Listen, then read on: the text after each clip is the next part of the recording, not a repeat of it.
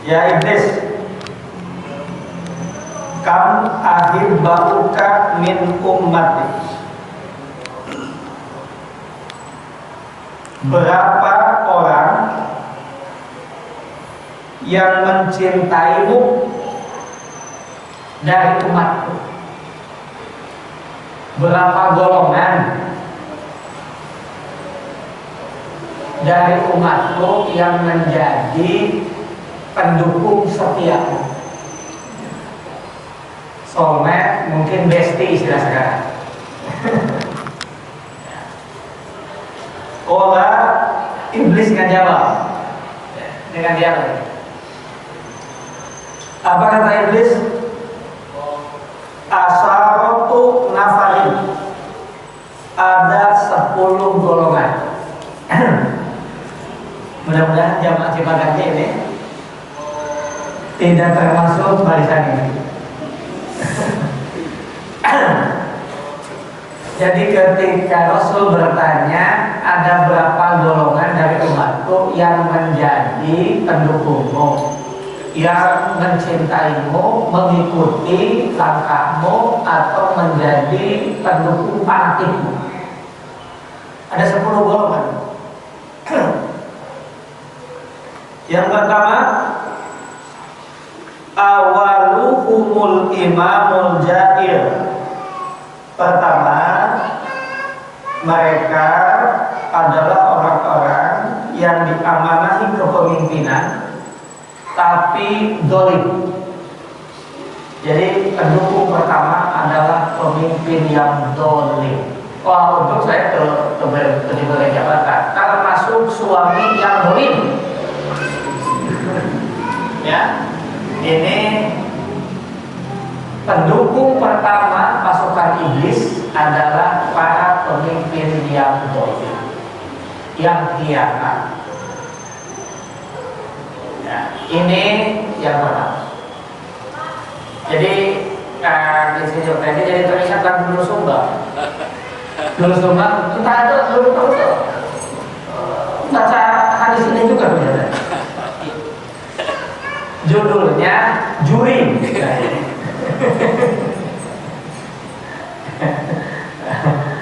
Meskipun tidak bekerja sama, agak mirip-mirip lah. Setelah dibaca semua hadis ini, agak mirip-mirip. Yang kedua, pendukung iblis itu adalah wal mutakabbir, orang-orang yang takabur, orang-orang yang sombong dengan segala kriterianya di berbagai lapisan strata sosial. Jadi siapapun yang merasa lebih baik dari yang lain, nah ini sudah masuk ke barisan ini. Inilah yang dideklarasikan oleh iblis di hadapan Allah. Kenapa engkau tidak mau tunduk kepada Adam? Apa jawabnya? Ana khairum minkum, aku lebih baik daripada Adam. Jadi kalau kita merasa lebih baik dari siapapun, maka eta geus katepaan penyakit pendukung iblis. Ya. Ini yang kedua. Jadi harus segera istighfar gitu. Kalau ada kesombongan, ada ketakaburan, ada mesti merasa lebih baik dari yang lain. Bising katentepan panyawat iblis. Pendukung. 3. Wal ghaniyu alladzi la yubali min aina ma yaktasibu min aina yaksibul mal. Yang ketiga adalah orang-orang yang kaya, para konglomerat, para dunia yang tidak memperhatikan dari mana ia memperoleh hartanya, tidak lagi memperhatikan halal haramnya. Ini pendukung iblis nomor 3. Ya. Dalam satu pemimpin yang dolim, siapapun kita juga adalah pemimpin karena kullukum ra'in mas'ulun an ra'iyati. Suami adalah pemimpin. Kita dolim, kita hianat, kita menyakiti, kita menyia-nyiakan amanah, itu adalah pemimpin yang dolim. Dan itu barisannya paling depan pendukung iblis. Yang kedua adalah orang-orang yang takabur. Bahkan nanti tempoh hari sudah kita membaca riwayat tentang kehebatan Firaun yang membuat iblis pun menjadi sangat respect terhadap Firaun. Kenapa? Karena iblis saja yang lebih senior, yang lebih tua, yang lebih lama, lebih panjang umurnya, tidak pernah mengaku menjadi Tuhan. Tapi Fir'aun berani mengaku menjadi Tuhan. Jadi setan pun mau mengaku ada Fir'aun. Yang baru saya ceritakan, Fir'aun lebih hebat daripada iblis sendiri. Ya. Yang ketiga, para agnia yang tidak memperhatikan halal haram harta yang dikumpulkannya dan yang dibelanjakan. Yang keempat, pendukung iblis yang keempat, wal alimu alladhi sadaqa amiro alal jarihi. Yang keempat adalah para ulama, para ilmuwan, para akademisi, para cendekia pandai, ada cendekia pandai, kaum terpelajar yang menjustifikasi kedoliman. Ini yang keempat. Ya, kita tinggal mengklasifikasi saja. Kira-kira kita di barisan mana ya? Apa kita ini pendukung iblis atau bukan? Ya. Yang keempat adalah para ulama, para ilmuwan, cendekia pandai, kaum terpelajar yang membenarkan kedoliman pemimpin. Nah,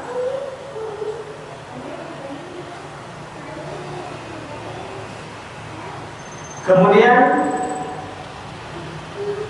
yang kelima, wartajirul khain, para pedagang yang curang. Nah, ini Pak Haji Jai ini hati-hati ini coba bisnis lagi.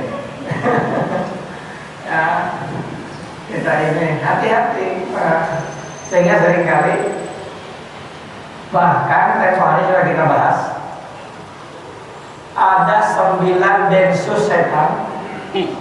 Ya, ada 9 densus yang memiliki tugas spesial.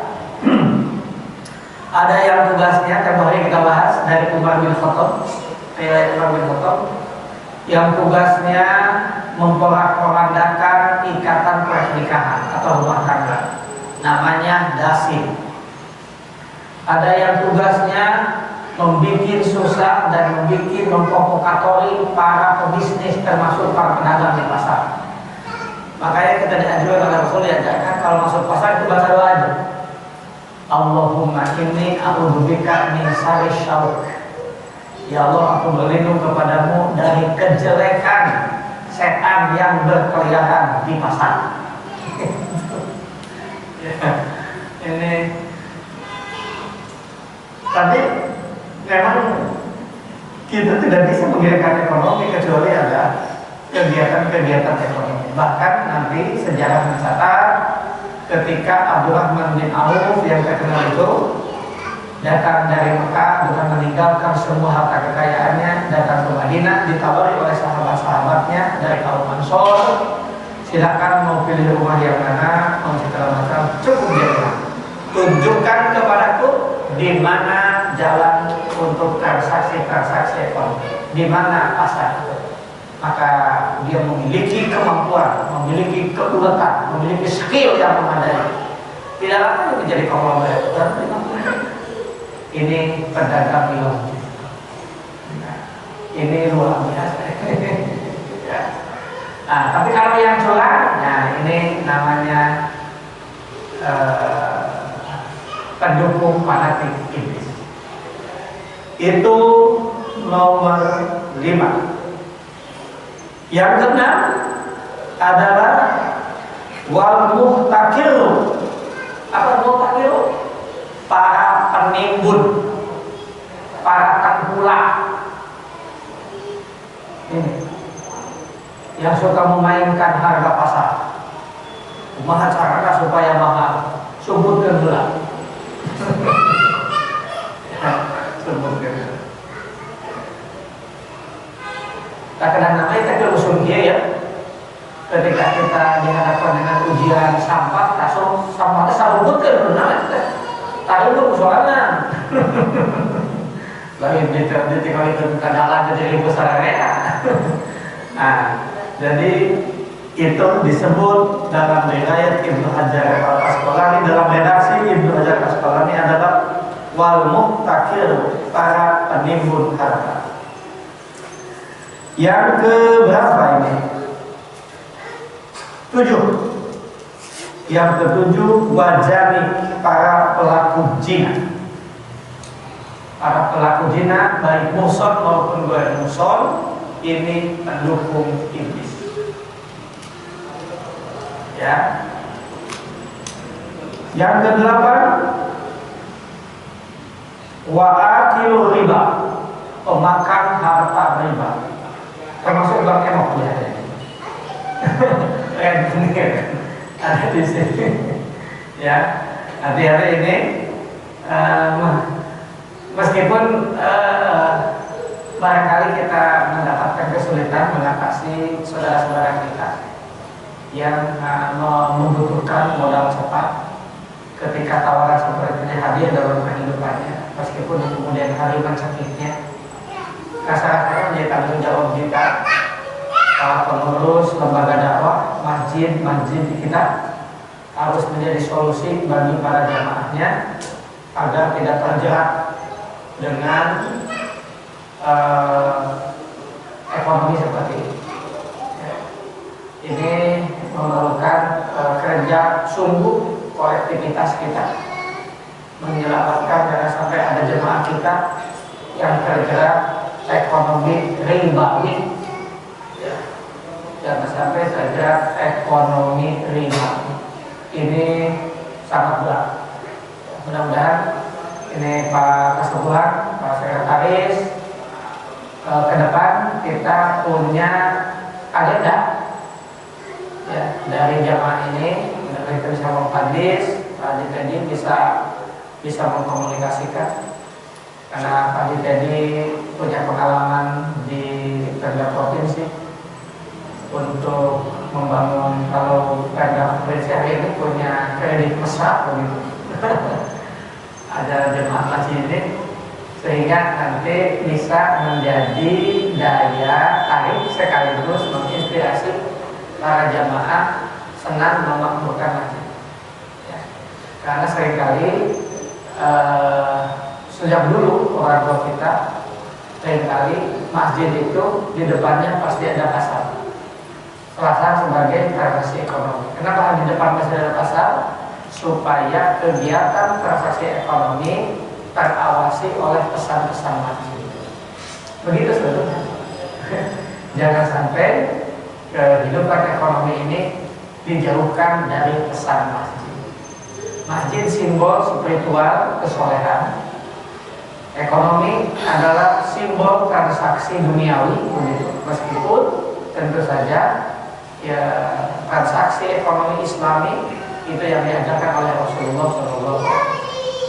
Ini menjadi tugas kita memastikan bahwa ada kesejalanan, ada keseimbangan, ada kebersamaan, soleh ritual, soleh sosial. Begitu. Ya, ini yang sering kali diungkapkan dalam bahasa yang tempo hari ini dipopulerkan. Tugas kita di samping membangun kesolehan ritual, taat taat beragama, maka di dalam ayat yang lain di surah Al-Jumu'ah itu mengatakan apabila panggilan sholat telah tiba, tinggalkanlah jual beli itu. Ayat ini seringkali diberikan pemahaman ini menunjukkan bahwa masjid itu ada di tengah-tengah utara kegiatan ekonomi. Ya. Jadi jangan sampai orang yang melakukan kegiatan-kegiatan ekonomi dengan berbagai kalangan tidak terkontrol oleh pesan masjid. Nah, mudah-mudahan ini kita mengingatkan dan menegakkan pesan itu kepada kita. Yang kedelapan, yang kesembilan adalah wal bakhilu alladzi la yubali min aina yajma'ul mal. Mereka orang-orang yang bakhil, bin pelit, bin koret, merepet, syahid, mungkin begitu. Yang bahasa nana oleh saya itu arti, ya. Tapi ada di atas bakhil dalam bahasa Arab namanya sukhun. Itu mbahnya bakhil. Ya. Kalau pelit, boleh saja itu menjadi wajar. Kenapa pelit? Dari kamu dibagi, itu bukan anak dari. Itu wajar. Ada bakhil yang wajar, tapi itu pun tetap salah karena Rasulullah SAW memberikan contoh bahkan dalam perang Badar kalau tidak salah ada orang yang terluka, kehausan, dia minta air, ketika diberikan yang lain aja dulu sampai dia mendahulukan orang lain yang lebih parah ketimbang dirinya. Ini kedermawan tingkat tinggi yang seperti itu. Luar biasa dicontohkan oleh Nabi Sallallahu Alaihi Wasallam. Itu bakhil yang normal. Mbahnya bakhil adalah sukhun. Apa? Jangankan orang lain, dirinya sendiri tidak bisa menikmati hartanya. Yang ada dalam hitungan adalah mengkalkulasi. Itu namanya at-takasul. Jadi kalau kurang sedikit stres, ya, punya uang 100.000 dibelanjakan 10.000, dimakan oleh diri Allah, jadi tinggal 80. Yang dipikirkan 10.000 apa ya? Kemudian dia dapat lagi 10.000, genap lagi jumlahnya 100.000, mikirnya tambah lagi. Namun dibelanjakan lah jadi 110.000, gitu kan? Itu tidak akan pernah. Itu orang-orang yang baik, itu orang-orang yang baik. Ya. Nah, ini pendukung iblis. Yang terakhir, pendukung iblis adalah wasaribul khamri, yakni para peminum arak, para peminum khamr, para peminum yang memabukkan. Itu di antara 10 golongan yang disampaikan oleh iblis langsung ketika ditanya oleh Rasul. Ada berapa? 10. 1 adalah pemimpin yang zalim. 2 adalah yang kedua orang yang takabur. 3 pebisnis yang curang. 4 ulama, ilmuwan, cendekiawan yang mendukung kedzaliman pemimpin. Yang kelima adalah mana ini pedagang yang kian. Yang keenam penimbun harta. Yang ketujuh pencina. Yang kedelapan pemakan riba. Yang kesembilan bakhil bin pelit. Yang kesepuluh peminum arak. Kita berdoa kepada Allah, mudah-mudahan kita dijauhkan dari 10 kelompok yang mendukung ini. Oleh karena itu kita beristiadah setiap saat. Ini istiadah yang diajarkan oleh Rasulullah SAW pagi dan sore hari. A'udzu bikalimatillahit tammati min syarri ma khalaq. A'udzu bikalimatillahit tammati min syarri ma khalaq. A'udzu bikalimatillahi tammati min syarri ma khalaq. Bismillahilladzi la yadurru ma'asmihi syai'un fil ardi wa la fis samai wa huwas samiul alim. Bismillahilladzi la yadurru ma'asmihi syai'un fil ardi wa la fis samai wa huwas samiul alim. Bismillahilladzi la yadurru ma'asmihi syai'un fil ardi wa la fis samai wa huwas samiul alim. Hasbiyallahu la ilaha illa huwa alaihi tawakkaltu wa huwa rabbul arsyil azim. Akaubah ayat terakhir yang ini ya. Hasbiyallahu la ilaha illa huwa alaihi tawakkaltu wa huwa rabbul arsyil azim. Hasbiyallahu la ilaha illa huwa alaihi tawakkaltu wa huwa rabbul arsyil azim. La ilaha illallahul malikul haqqul mubin. Muhammadur Rasulullah shadiqul wa'dil amin. La ilaha illallah al-malikul haqqul mubin. Muhammadur Rasulullah shadiqul wa'dil amin. La ilaha illallah al-malikul haqqul mubin. Muhammadur Rasulullah shadiqul wa'dil amin. Allah Ta'ala bimawadi wallahu a'lam. Ini saja catatan kita sore hari ini, menyampaikan nasihat Rasulullah SAW lewat riwayat Ibnu Abbas, didokumentasikan oleh Ibnu Hajar Al-Asqalani, pakar hadis abad ke-8 Hijriah. Beliau lahir mengabdi syahid di Al-Azhar di Kairo. Kitab-kitabnya masih dibaca oleh kita hari ini. Salah satu yang untuk fokusnya adalah Fathul Bari, Sarah kitab Sahih Bukhari, dan yang kita baca salah satu kitab yang dibaca oleh para santri yakni Nasrul 10 pendukung iblis. Sekali lagi kita berdoa kepada Allah semoga kita dipantapkan mendapat perlindungan Allah Subhanahu wa taala. Subhanakallahumma wa bihamdika asyhadu an la ilaha illa anta astaghfiruka wa atubu ilaik. Wassalamualaikum warahmatullahi wabarakatuh.